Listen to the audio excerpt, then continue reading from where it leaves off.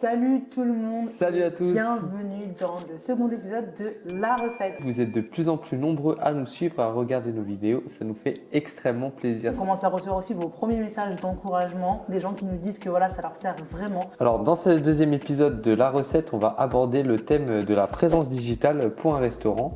Et en quoi est-ce que c'est important aujourd'hui à Aïssata? En quoi c'est important d'améliorer justement sa visibilité sur les réseaux sociaux quand on est restaurateur.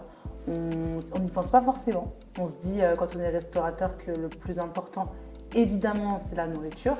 C'est le plus important pour les restaurants. Mais, il y a aussi beaucoup de concurrence dans le secteur de la restauration. Et pour se démarquer, un des bons moyens, au-delà d'avoir une bonne cuisine et de qualité, c'est vraiment la présence sur les réseaux sociaux, la présence digitale, la communication qui devient vraiment au cœur de ce métier-là. Et je pense que ça s'est accéléré ces dernières années, notamment du fait de la crise sanitaire. Tous les restaurants étaient fermés. Il fallait absolument qu'on continue à vivre et à survivre en tant que restaurateur, et du coup il fallait absolument qu'on communique avec les personnes qui nous connaissaient et qu'on fasse de plus en plus d'efforts pour attirer les clients, parce qu'à ce moment-là, pendant la crise sanitaire, il n'y avait pas grand monde qui pouvait sortir ou qui pouvait avoir accès au restaurant. Donc nous, on a redoublé d'efforts pendant la crise sanitaire pour pouvoir améliorer notre visibilité. Je me rappelle que dès la fermeture des restaurants, nous on s'est dit qu'il fallait qu'on mette en place la livraison. Et en fait, on a beaucoup utilisé à ce moment-là Instagram comme principal canal d'acquisition client pour mettre en place la livraison. Et en fait, on avait un système de livraison par département. Donc, on faisait une livraison par jour par département. Et du coup, on faisait une sorte de compétition entre le 95, le 92, le 93, etc. En leur disant, voilà, le 95 a beaucoup commandé. Et vous, qu'en est-il du 93? Qu'est-ce que vous allez commander cette semaine? Et en fait, cette sorte de compétition nous a fait connaître un peu dans l'Île-de-France. Et finalement, quand il y a eu la réouverture des terrasses, vu qu'on avait mis en place cette stratégie de communication autour de la livraison, ça nous a apporté quand même pas mal de clients. Alors du coup, on va aborder le premier point qui est pourquoi il est important de soigner sa présence sur les réseaux sociaux aujourd'hui, surtout dans les années 2020, parce que du coup, les réseaux sociaux sont devenus un véritable levier pour la croissance de votre restaurant. Auparavant, et c'est toujours le cas aujourd'hui, il y a des restaurants avec des emplacements numéro 1, c'est-à-dire qu'ils sont très bien placés. Ça peut être à la sortie du métro, par exemple sur le rond-point de Bastille. Et du coup, en fait, il y a tout un tas de critères qui rentrent en jeu. Il y a plusieurs typologies d'emplacement.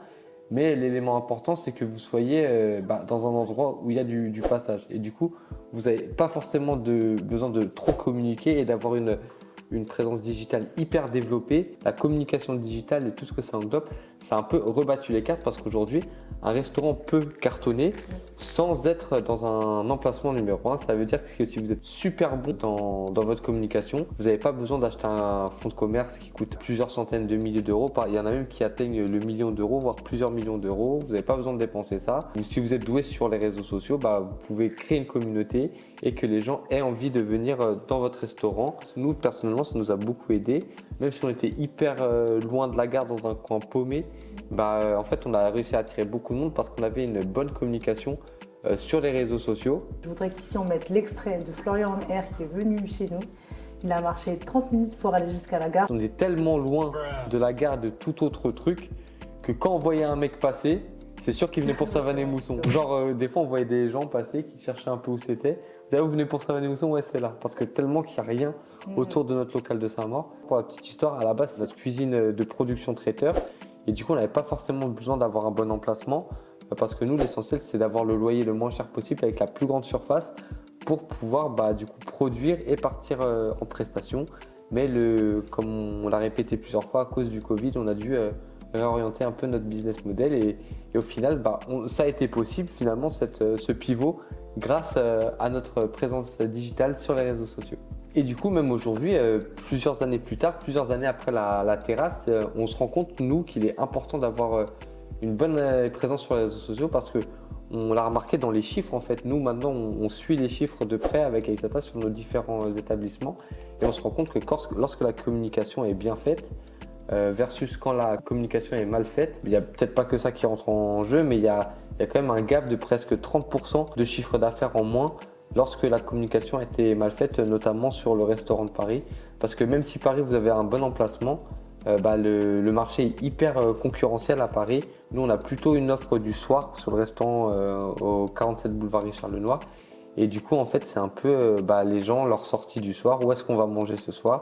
Ils regardent sur les réseaux sociaux. On a fait des tests. Il y a une semaine où on a fait que poster tous les jours, régulièrement, etc. Et une autre semaine où on n'a pas du tout posté.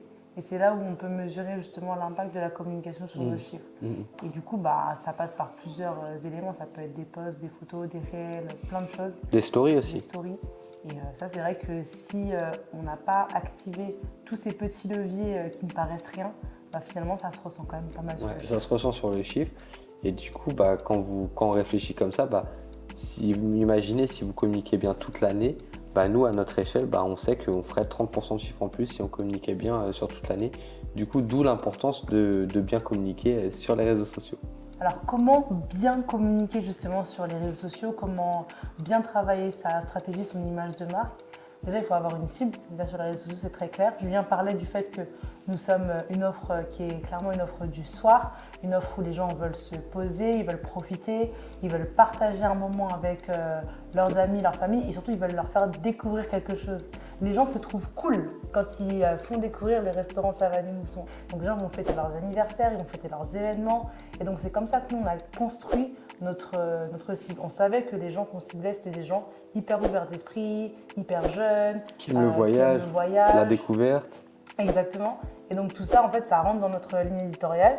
Et vu que nous, on est un peu des gens qui sommes un peu curieux et qui aimons justement l'aventure, etc., on s'est dit qu'il fallait absolument qu'on fasse de Savane & Mousson le reflet de ce qu'on est. Et donc, on montre à chaque fois nos aventures, on montre nos avancées, on montre comment on travaille, on montre les backstage. Et ça fait de nous, en fait, une communication qui est authentique et qui est faite maison. Il faut vous montrer tel que vous êtes. Il n'y a rien de mieux qu'une communication qui est faite par vous, pour vos consommateurs, plutôt que de tout de suite en fait déléguer à une agence, à une agence qui va vous créer une image toute faite et qui est sûrement comparable à d'autres clients que cette même agence a. Et là du coup ça va nuire à votre image parce que vous allez être catégorisé de cette manière-là. Vos clients vont vous identifier comme l'agence aura voulu que vous êtes. Et au final, ça va être dur de vous en défaire si finalement cette image-là ne vous correspond pas. Quoi de mieux que de faire une image qui vous correspond? Il faut la faire soi-même. Une fois que vous avez identifié les choses qui fonctionnent pour vous, nous, comme on a dit, ce qui fonctionne, c'est les backstage, c'est l'authenticité. Toutes ces choses-là, une fois que vous les avez identifiées, il faut accélérer dessus, il faut se donner à fond. Il faut vraiment y aller à 100%, il ne faut rien lâcher. Et en fait, plus vous en donnerez à vos clients, aux personnes qui vous regardent, plus en fait vous allez toucher d'autres personnes qui sont semblables à vos abonnés initiaux. Et donc là, vous allez faire grossir votre communauté. Et en fait, ils sauront que quand ils viennent sur votre page, ils vont trouver en fait ce contenu-là et ils vont rester fidèles. Et surtout, ils vont avoir envie de faire découvrir votre page à encore plus de personnes. Donc moi, mon conseil, ce serait vraiment de vous faire une communication hyper authentique et hyper axée sur vous-même. Une agence, elle va jamais venir au quotidien avec vous filmer dans votre quotidien, dans vos galères, dans vos victoires, dans vos défaites, quand il y a un client, etc. Et du coup, si vous n'avez pas le réflexe de vous-même filmer ces moments-là et de les poster ensuite sur les réseaux sociaux, en fait, votre contenu il sera hyper aseptisé. Parce que en fait, vous vivez plein de trucs au quotidien, plein de trucs en fait qui intéressent les gens. Aujourd'hui, les gens ils sont vachement curieux de connaître les gens qui sont derrière les marques qu'ils consomment. Et en fait, les réseaux sociaux, c'est un hyper bon moyen de montrer ça aux gens et du coup de construire et de bâtir votre communauté qui seront en fait vos clients les plus fidèles et vos ambassadeurs en fait. Quand on est dans la restauration, on est vachement focus sur son projet. Nous, on a plein de potes à nous qui connaissent nos employés, qui connaissent notre quotidien, qui connaissent même nos chiens, alors qu'on ne leur a jamais montré, mais parce qu'ils suivent nos aventures sur les réseaux sociaux. Ce qu'il faut retenir, c'est vraiment la communication, c'est vous en fait, finalement. Il faut vraiment mettre en avant, je pense, sa personne et ce que vous êtes. Et en fait, ce que les gens vont acheter, je pense, c'est vraiment votre histoire, qui vous êtes, votre énergie. Et si tout ça, vous arrivez à le résumer dans vos réseaux sociaux, vous pouvez être sûr que vous pourrez bâtir une communauté hyper engagée, hyper forte. L'autre point qu'on aimerait aborder, du coup, ça fera peut-être l'objet d'un autre épisode parce que c'est quand même un gros sujet, c'est les influenceurs. Qu'est-ce que ça vaut en vrai? Alors, on avait envie de vous donner notre retour à ce sujet. Il n'y a pas à dire, ça marche, hein. Ça vous ramène parfois beaucoup de clients, Mais attention, il y a influenceurs et influenceurs. Le nombre d'abonnés, c'est pas forcément révélateur de l'impact que peut avoir un influenceur sur votre business. Il y a des influenceurs qui sont spécialisés par exemple dans la food, qui vont vous ramener énormément de trafic sur votre établissement et qui n'ont pas forcément des millions et des millions d'abonnés, mais comme ils ont une communauté hyper engagée, les conseils qu'ils vont donner à leur communauté, les vidéos qu'ils vont faire, il y a beaucoup de gens qui vont les suivre et qui vont venir du coup dans votre établissement suite à cette vidéo. On peut penser par exemple à Florian NR qui a fait deux vidéos YouTube sur nous et qui nous ont ramené énormément de clients. Du coup, si tu regardes cette vidéo, salut Florian. Il y a eu le pari d'Alexis qui est passé. Alexis, on mange quoi ce soir? Ouais. Il y a quand même pas mal d'influenceurs qui sont passés chez nous. Nous, ce qu'on recommande, c'est vraiment de prendre des influenceurs qui déjà correspondent à votre image de marque. C'est important de ne pas prendre les influenceurs, je ne sais pas si vous avez une offre hyper gastro, voilà, il ne faut pas prendre des influenceurs peut-être trop jeunes parce que leur cible ne va pas être suffisamment qualifiée pour venir dans votre restaurant. Après, il y a des influenceurs qui vont vous demander de payer pour qu'ils fassent du contenu. Ça, nous, on n'est pas hyper pour. Enfin, déjà, on évite de payer les influenceurs parce qu'on part du principe que si l'influenceur en question, il apprécie son repas chez nous, finalement, il va faire une story authentique. Nous, on ne demande à personne de payer pour faire de la publicité pour le restaurant. Si la personne, elle vient et qu'elle aime, voilà, tout ce qu'on lui demande, c'est voilà, si tu veux partager en story, tu es libre de le faire. Mais en fait, on a eu des influenceurs qui ont été tellement bons dans leur communication, qui nous ont ramené tellement de clients qu'aujourd'hui, on se dit, si on arrivait à retrouver des influenceurs comme ça, on les paierait parce qu'en fait, c'est un vrai travail qu'ils font et du coup, ça mérite un salaire. Mais le problème, c'est que vous ne pouvez jamais vraiment savoir à l'avance l'impact que peut avoir un influenceur sur votre restaurant. Et du coup, ce que vous pouvez faire, par exemple, c'est leur demander leurs statistiques, leur taux d'engagement, regarder sur leur compte le nombre de vues, le nombre de likes qu'ils font sur leurs publications. Et ça vous donnera un indicateur déjà de si oui ou non c'est pertinent de bosser avec lui. J'avais parlé avec Laurent de Beaumaguet, je pense à lui aussi s'il regarde la vidéo. Donc il y a une stratégie qui est complètement, qui va à l'encontre de ce qu'on pourrait penser. Lui, il privilégierait de collaborer plus avec des influenceurs qui n'ont pas beaucoup d'abonnés, justement, qui viennent de créer peut-être leur chaîne, leur blog, etc. Parce qu'il se dit que ces personnes-là, au départ, elles sont suivies par vraiment leur cercle d'amis hyper proches, des personnes qui les connaissent. Et donc forcément, qui lui font confiance. Voilà, qui lui font confiance. Et forcément, quand on est suivi par des personnes qui nous font confiance, ça a un taux d'engagement qui est hyper fort. Alors que si c'est un influenceur qui poste une story qui dit « allez-y », bon. Et donc c'est une stratégie qui fonctionne aussi très bien, de cibler les petits influenceurs. Je mets des guillemets à petits, c'est juste qu'ils ne sont pas suivis par beaucoup de personnes. Mais, ça ne veut pas dire qu'ils sont petits en taille. Voilà, ça ne veut pas dire qu'ils sont petits en taille. Mais en gros, voilà, c'est des personnes qui ont une communauté qui est très engagée. Donc à ne pas négliger, surtout à vos débuts, quand vous commencez et que vous n'avez pas forcément envie de mettre un gros budget dans la communication, sachez que ces personnes-là elles sont hyper contentes surtout de vous accompagner au tout début. Du coup, l'autre sujet qu'on avait envie d'aborder, c'est l'importance de diversifier ses réseaux sociaux. En restauration, en tout cas, les réseaux sociaux les plus importants, c'est, je pense que le tout premier, on n'y pense pas forcément, mais c'est Google. Google My Business et Google Maps, en fait, c'est tout simplement votre note Google, vous savez, les étoiles, parce que c'est un réseau social où les gens, en fait, quand ils tapent votre adresse sur le GPS, ils voient votre note directement apparaître, ils lisent vos avis, et du coup, c'est hyper important de soigner cette page parce que ça va potentiellement, les gens ils tapent votre adresse et s'ils voient que vous avez trop de mauvaises notes, ils vont se dire finalement, on va peut-être pas aller là. Pour Google, il faut vraiment répondre à tous les avis. Ça, c'est un petit conseil qu'on peut vous donner.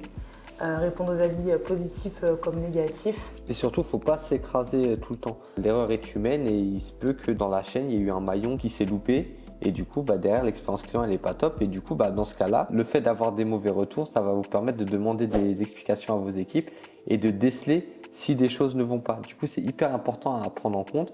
Par exemple, je ne sais pas si vous avez un nouveau cuisinier et que vous avez 20 avis que vos plats sont trop salés. Vous allez le voir, tu dis là ça fait 20 personnes qui me disent que c'est trop salé, mollo sur le sel, et ça vous permet de rattraper le coup. Et à contrario, il y a des fois où vous faites tout bien, il y a des gens qui, je sais pas, par méchanceté ou pourquoi, ils vont vous mettre des mauvaises notes pour vous descendre alors que vous avez entre guillemets tout fait bien. La restauration, c'est un métier où les gens sont hyper exigeants et du coup, des fois, il y a des mauvaises notes qui ne sont pas méritées. Là, du coup, il ne faut pas hésiter à vous défendre en leur disant, par exemple, vous aviez une réservation, certes, mais vous êtes arrivé avec 3/4 d'heure de retard. C'est normal qu'on ait donné votre table parce que nous, on est une entreprise, on doit générer un certain chiffre pour pouvoir couvrir nos charges. Et le fait que vous arriviez en retard, ça a perturbé notre service, vous ne nous avez pas prévenu. Du coup, oui, la table, on l'a donnée. Et c'est pas parce que vous nous mettiez, c'est pas en gros votre mauvaise note qui va faire changer notre système parce qu'on est une entreprise. Mais du coup, il ne faut pas avoir peur, il ne faut pas céder aux caprices du client sous peine d'avoir une mauvaise note Google. Si une mauvaise note, si vous justifiez bien, en général, les gens qui regardent les avis Google, regardent aussi la réponse du restaurateur. Du coup, l'autre réseau social, évidemment, c'est Instagram. Sur Instagram, du coup, déjà, il faut être régulier, il faut poster tous les jours. Il ne faut pas hésiter à utiliser les fonctionnalités qui sont proposées par Instagram. Par exemple, quand on fait un réel, il y a plein de nouvelles fonctionnalités qui sont sorties. Ça peut vous aider à atteindre beaucoup plus de personnes. Évitez de poster trop de photos, par exemple, parce que le reach il est moins bon sur des photos que sur des vidéos aujourd'hui, où Instagram va essayer de privilégier le contenu vidéo, répondre à tous les commentaires qui sont sur vos posts, et aussi surtout en story, quand vous faites des stories. Bien sûr, il faut filmer ce que vous voyez, mais j'ai l'impression, moi en tout cas, ce qui marche mieux avec sa vanille mousson, c'est que quand on filme face caméra et qu'on montre vraiment nos visages, j'ai l'impression qu'Instagram va détecter la caméra, est-ce que c'est la face avant ou la face arrière, et quand c'est la face avant, on a remarqué qu'on avait beaucoup plus de vues en story. Et donc ça, c'est un truc, c'est tout con, mais je pense que c'est des petits conseils comme ça qu'on peut vous donner à la volée. Et après, il faut savoir que ce qu'on dit aujourd'hui, c'est pas forcément vrai demain. Les réseaux sociaux, ça évolue vachement vite. Avant, les photos sur Instagram, ça marchait hyper bien. Et c'est vrai qu'aujourd'hui, on se rend compte que, alors qu'on avait moins d'abonnés avant, quand on postait une photo, quand on avait, 5000 abonnés, des fois, on avait des 300 likes. Et là, aujourd'hui, alors qu'on a 34 000 abonnés, des fois, on poste des photos qui sont plus belles, avec une meilleure description. Il y a tout qui est mieux. Mais des fois, on fait, 70 likes, 80 likes. Du coup, c'est naze. Mais alors que les réels avec modèle, comme disait Estata, ça marche vachement bien. On est un peu dépendant de l'algorithme des réseaux sociaux. Et le but, c'est de toucher un maximum de monde. Et du coup, faut se plier à l'algorithme. Si c'est ça qui marche, c'est ça qu'il faut faire. L'autre réseau social aussi qui est hyper important, nous on est un peu nuls dessus, mais on travaille dessus, c'est TikTok. Je sais pas s'il faut danser, s'il faut chanter, s'il faut se mettre par terre, s'il faut rouler. C'est trop. J'arrive pas à comprendre trop comment ça fonctionne. On tâtonne un petit peu, on essaye plein de choses, on essaie de voir ce qu'on peut apporter sur TikTok.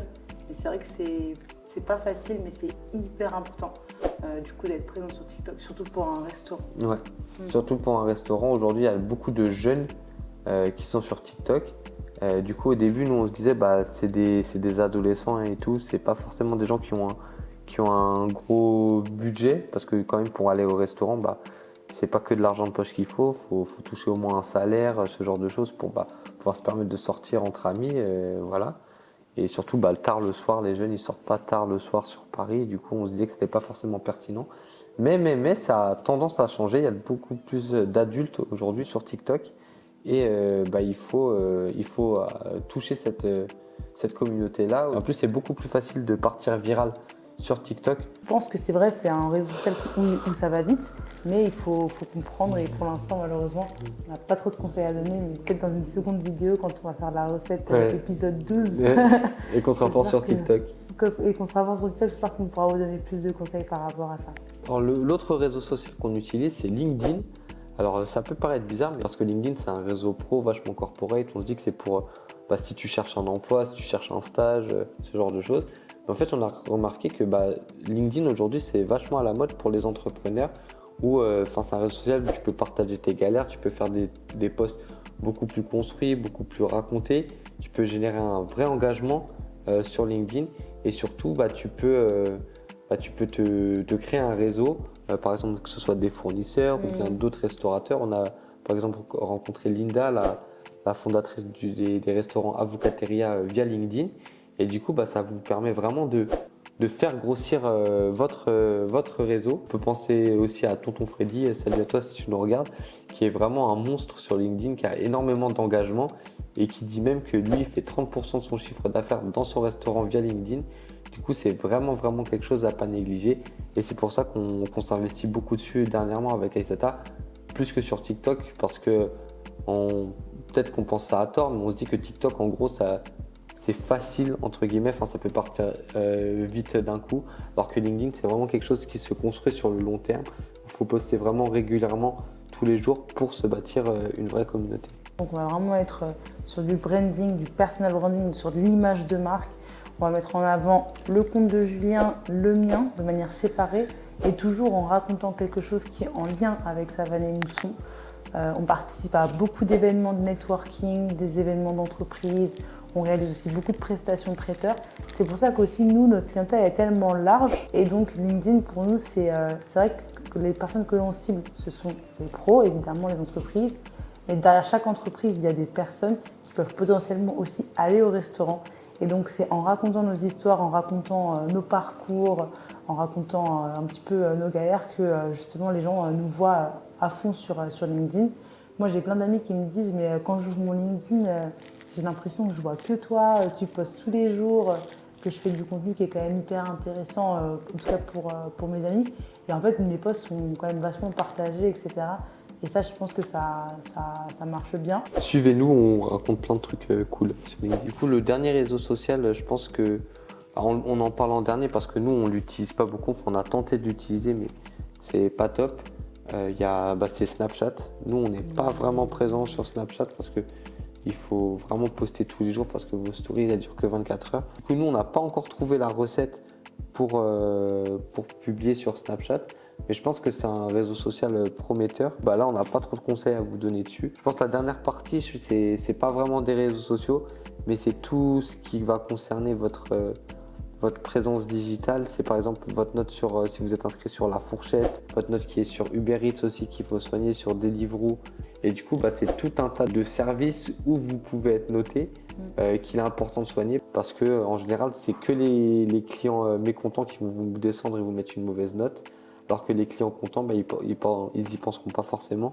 Du coup, c'est vraiment important à chaque fois qu'il y a un client qui vient chez vous et qui a apprécié vos services, de lui demander de vous mettre une bonne note sur Google, sur Mapster, sur ce genre de choses, pour que vous soyez bien référencé parce que ça vous servira. Essayez de baliser tous les angles et de faire en sorte que votre image digitale soit la meilleure possible parce que ça va nécessairement impacter votre chiffre d'affaires. On va aborder le dernier point, du coup, les limites de la communication digitale. Du coup, je pense qu'on l'a dit en introduction, mais le vrai enjeu en restauration, c'est quand même de faire de la nourriture qui soit bonne, que vos clients apprécient. C'est pas tout de faire des super vidéos sur Instagram, sur TikTok, ce genre de choses. Si en fait ce que vous faites n'est pas bon, après on peut pas plaire à tout le monde, évidemment. Les goûts et les couleurs, c'est des choses qui se discutent pas trop, mais dans l'ensemble, quand même, il faut que les clients que vous receviez soient satisfaits des plats que vous proposiez. Alors l'autre point qui a à mes yeux une limite, c'est que la communication, il y a des gens qui en font leur métier, du coup c'est vraiment quelque chose de compliqué. Faut pas se dire que c'est facile, mais c'est pas parce que c'est compliqué que vous pouvez pas le faire. Aujourd'hui, il y a plein de contenus sur YouTube de gens qui vous expliquent comment faire une bonne story, comment faire des bons posts sur TikTok, etc. Du coup, la connaissance, elle est là, elle est disponible. C'est juste à vous d'être curieux et d'aller vous renseigner sur comment faire pour être bon sur les réseaux sociaux. Et après, il n'y a pas de secret, c'est en forgeant qu'on devient forgeron. Et du coup, il faut essayer, tenter, itérer, voir ce qui marche pour vous et votre établissement. Et en fait, ce qui est difficile, on avait cette discussion avec quelqu'un qui disait que en fait, la communication, c'est un peu un métier ingrat où en fait, tout le monde a un truc à dire sur la communication parce qu'il pense que c'est facile. Je sais pas, tu vois, si tu es comptable, il n'y a jamais un gars qui va dire « Ouais, mais pourquoi tu as mis cette facture-là dans ce compte-là, ça c'est plutôt une facture qui concerne ça. » Personne ne va vous dire ça si vous êtes comptable. Par contre, si vous êtes en communication, les gens disent pourquoi tu as utilisé cette police? Moi j'aurais vu plus celle-là, moi j'aurais vu plus ça en bleu, j'aurais vu plus ça en vert. Et du coup, les gens pensent que la communication c'est facile, mais en vrai, derrière, il y a un vrai enjeu stratégique. Et du coup, la dernière limite dont j'aimerais vous parler, et du coup là je pense que c'est vraiment la limite des réseaux sociaux, on en a parlé un peu avant, mais c'est que vous êtes finalement dépendant d'un algorithme que vous ne maîtrisez pas et que parfois même les les sociétés comme Instagram, TikTok ne maîtrisent pas forcément eux non plus parce que c'est des développeurs qui sont derrière. Et il y a un peu d'intelligence artificielle aussi derrière ça qui fait que l'algorithme fait parfois un peu ce qu'il veut. Et on a le cas d'un confrère à nous qui s'appelle Rudy de New Soul Food pour ceux qui connaissent. Salut Rudy si tu regardes cette vidéo. Et qui lui, il était super bon sur Instagram, mais il s'est fait pirater son compte. Et du coup, il a eu galéré à le récupérer. Il nous avait expliqué que là aujourd'hui, il l'a récupéré, mais même en l'ayant récupéré, ses performances ne sont pas aussi bonnes qu'avant sur Insta. Il galère un peu. Et en fait, ça prouve bien que même si vous misez tout sur Insta, sur une histoire de piratage et tout, vous pouvez tout perdre. Enfin, tout perdre, entre gros guillemets, mais tout le travail, toutes les heures que vous investissez dans ce réseau social pour vous créer une communauté, tout peut s'envoler du jour au lendemain alors que vous n'êtes même pas responsable. C'est pas quelque chose qui arrive quand même tous les jours de se faire pirater son compte, mais il faut quand même avoir ça en tête que de mettre tapis sur les réseaux sociaux, ça peut être risqué.